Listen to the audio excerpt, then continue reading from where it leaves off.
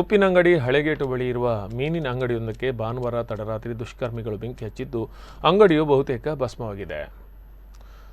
ಕೃತ್ಯ ನಡೆದ ಸ್ಥಳಕ್ಕೆ ಪುತ್ತೂರು ಶಾಸಕ ಸಂಜೀವ ಮಠಂದೂರು ಭೇಟಿ ನೀಡಿ ಪರಿಶೀಲನೆ ನಡೆಸಿದ್ದಾರೆ. ಉಪ್ಪಿನಂಗಡಿಯ ಹಳೆಗೇಟುವಿನ ರಾಷ್ಟ್ರೀಯ ಹೆದ್ದಾರಿ ಬಳಿ ಅಶೋಕ್ ಎಂಬುವರಿಗೆ ಸೇರಿದ ಮೀನಿನ ಅಂಗಡಿ ಇದ್ದು ಅದಕ್ಕೆ ಭಾನುವಾರ ತಡರಾತ್ರಿ ಕಿಡಿಗೇಡಿಗಳು ಪೆಟ್ರೋಲ್ ಸುರಿದು ಬೆಂಕಿ ಹಚ್ಚಿ ಪರಾರಿಯಾಗಿದ್ದಾರೆ. ಘಟನೆಯಿಂದ ಮೀನಿನ ಅಂಗಡಿ, ಮಂಜುಗಡ್ಡೆ ಹಾಕಿ ಶೇಖರಿಸಿಟ್ಟ ಮೀನು ಹಾಗೂ ಅಂಗಡಿಯಲ್ಲಿದ್ದ ಫ್ರಿಡ್ಜ್ ಸುಟ್ಟು ಹೋಗಿದೆ ಎಂದು ಮೂಲಗಳು ತಿಳಿಸಿವೆ.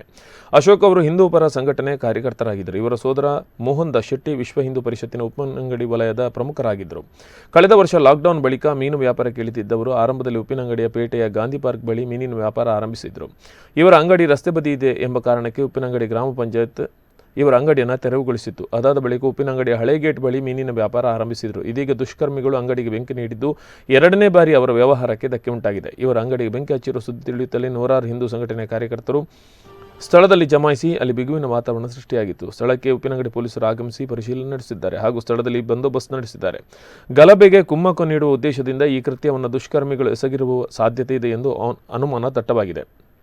ಸೋಮವಾರ ಬೆಳಗ್ಗೆ ಸ್ಥಳದಲ್ಲಿ ಜಮಾಯಿಸಿದ ಹಿಂದೂ ಪರ ಸಂಘಟನೆಯ ಕಾರ್ಯಕರ್ತರು ಕಿಡಿಗೇಡಿಗಳನ್ನು ಶೀಘ್ರ ಬಂಧಿಸಬೇಕೆಂದು ಆಗ್ರಹಿಸಿದರು. ಸ್ಥಳಕ್ಕೆ ಶಾಸಕ ಸಂಜೀವ ಮಠಂದೂರು ಭೇಟಿ ನೀಡಿ ಪರಿಶೀಲನೆ ನಡೆಸಿದ್ದಾರೆ.